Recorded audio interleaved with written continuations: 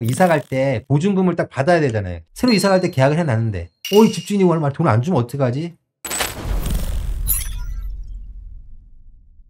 안녕하세요. 내 친구 김웅 변호사입니다. 지난 시간에 나홀로 소송을 하시는 분들이 몇 퍼센트나 되는지, 얼마나 계시는지 말씀을 드렸고, 당분간 한 임대차에 대해서 말씀을 드릴 거예요. 주택 임대차에 대해서 말씀을 드릴 건데, 임대차 관련해 가지고 나홀로 소송하면은 가장 많이 떠오르는 게 뭐가 있을까요? 임대차 보증금 반환 청구하는 나홀로 소송. 이제 집주인들이 돈을 이제 못 주는 경우가 있죠. 그래서 이사를 가야 되는데 보증금을 반환해 주지 않아 가지고 진짜 이리 뛰고 저리 뛰는 그런 일이 발생할 수 있죠. 집주인이 돈을 줘야 되는데 못 받고 있을 때 그냥 막연히 기다릴 수도 있고, 더 이상 기다릴 수 없어 가지고 조치를 취해야 할 때, 그때 하는 게 인제 임대차 보증금 반환 청구잖아요. 임대차 보증금 반환 청구와 관련된 소송에 대해서 말씀을 드릴 텐데, 오늘은 그 전 단계로 그 임대차 보증금 반환 청구와 관련 있는 몇 가지 법률적 지식을 먼저 하고, 인제 임대차 보증금 반환 청구를 하는 방법은 다음 시간에 알려드리겠습니다. 이 소송은 좀 특수하기 때문에 사실은 인제 오픈 AI의 그 GPT가 완전하진 않지만 지금부터 서서히 좀 익숙해져 간다는 차원에서 좀 소개를 드리려고 해요. 그래서 제가 만든 GPT를 이용해 가지고 한번 이 문제를 접근해 보도록 할게요. 제가 좀 약간 설정을 해 놓은 GPT예요. 내 친구 김변이라고. 여기에다가 이게 뭐라고 써 있냐면 "어떤 상황에 처하셨는지 편하게 말씀해 주시면 법률적 쟁점을 파악해 드립니다."라고 이렇게 써 있습니다. 편하게 말하면 된다는 거라서 제가 한번 해 볼게요. "집주인이 보증금을 돌려주지 않아요." 그냥 이렇게 그냥 썼어요. 집주인이 보증금을 돌려주지 않는 상황이시군요. 먼저 사건의 기본적인 정보를 좀 더 알려주시면 도움이 될 것 같습니다. 임대차 계약서에 명시된 보증금 반환 조건과 기한은 어떻게 되나요? 계약 기간이 종료되었나요? 종료되었다면 종료 날짜는 언제인가요? 집주인이 보증금 반환을 거부하는 구체적인 이유를 말씀해 주셨나요? 보증금 반환과 관련하여 집주인과 어떤 대화나 협상을 시도하셨나요? 이 정보들은 사건의 현 상황을 정확하게 파악하고 어떤 법적 조치를 취할 수 있을지 판단하는 데 필요합니다. 1 번, 2 번, 3 번, 4 번 해 가지고 또 질문이 들어왔어요. 제가 질문 답변해 볼게요, 간단하게. 명시된 보증금 반환 조건의 기한은 어떻게 되나요?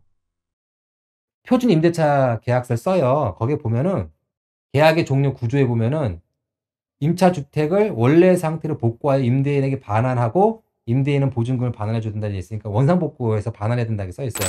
보증금 반환 조건은 무엇인가요?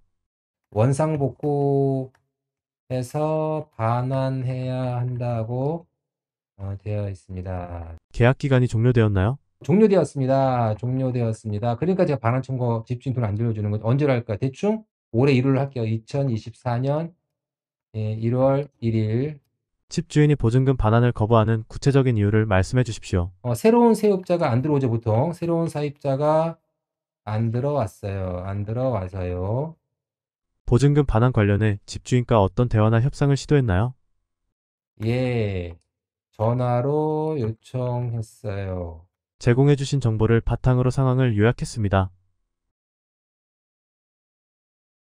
특별한 사유가 없는 한 보증금을 반환해야 합니다.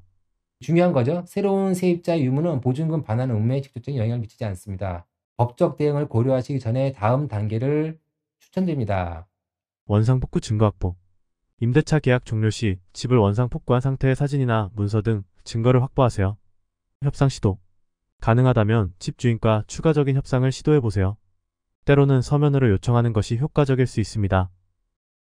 왜냐하면 협상으로 해결하는 게 제일 돈과 시간을 절약할 수 있기 때문에 그런 겁니다. 법적 조치 고려. 협상에 실패할 경우 법적 조치를 고려할 수 있습니다. 소액심판 제도나 변호사를 통한 법적 조치를 취할 수 있습니다. 이와 관련해 임대차 보호법 등 관련 법률을 참고하시는 것이 좋습니다. 임대차 보호법에서는 임대인의 보증금 반환 의무와 관련된 규정을 찾아보실 수 있습니다. 보다 구체적인 법적 조치나 권리에 대해 알고 싶다면 대한법률구조공단에 문의하거나 변호사와 상담을 받으시는 것도 좋은 방법입니다. 대한법률구조공단에 문의하란 말이 있었잖아요. 이 주택임대차와 관련된 분쟁은 대한법률구조공단에 분쟁조정위원회가 있어요. 주택임대차 분쟁조정위원회가. 거기다 신청을 하면은 빨리 끝날 수가 있어요. 그러니까 보통 이제 한 2달 안에 끝나요. 소송을 하게 되면은 최소 3개월, 한 6개월 이상 걸릴 수 있어요. 근데 보증금 관련해 가지고 분쟁이 있을 때 이 대한법률구조공단에 분쟁조정위원회 신청을 하면 2달 안에 해결이 될 수가 있다는 거죠. 그런 것들이 좀 반영이 된 것 같아요. 네. 좀 미비한 것들이 있어요. 일단 뭐냐면은 이게 소송적으로는 완벽하지는 않아요. 원상복구 증거 확보는 불필요해요. 이 반환을 청구할 때까지는. 보증금을 반환 청구할 때 내 목적물을 반환할 필요는 없어요. 어차피 내가 살고 있으면서도 임대차 기간이 종료했으면 내가 살고 있으면서도 청구할 수 있어요. 반환하지 않고도. 다만 그렇게 청구하게 되면 동시이행 판결이 나올 뿐인 거예요. 그러니까는 내가 만약에 집주인한테 내가 살고 있으면서 안 나가고 살고 있으면서 보증금 1억을 돌려주세요라고 소송을 걸면 법원에서 판결을 이렇게 해요. 세입자는 집주인에게 주택을 인도하고 동시에 집주인은 세입자에게 보증금을 1억을 반환하라. 이런 판결문이 나와요. 소송한다는 얘기는 강제집행하려고 하는 거거든요. 강제집행이 가능해요. 주택임대차보호법에는 집을 경매할 때 집에 대해서만 다른 데 강제집행을 못하고 내가 살고 있는 집을 경매하면 가능한 거예요. 주택임대차보호법에 의해서 세입자가 판결을 얻어가지고 경매할 때는 동시이행에 따른 이걸 이행하지 않고도 경매를 시작할 수가 있어요.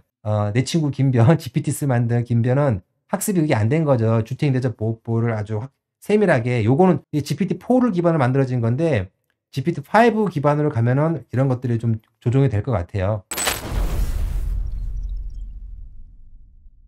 오픈 AI의 이 GPT스가 상당한 부분에서 시사점을 줍니다. 제일 핵심적인 거는 새로운 세입자의 유무는 보증금 반환 의무에 직접적인 영향을 미치지 않습니다. 집주인이 세입자가 안 들어와서 이 말은 문제가 안 된다는 거예요. 핵심적인 거는 그걸 볼 수 있었다는 겁니다. 이런 걸 좀 이렇게 활용할 수 있다라는 거를 이제 말씀을 드렸고요. 우리나라에서 임대차 보증금 반환 청구를 하기 위해서 알아야 되는 기본적인 개념 몇 가지를 말씀드릴게요.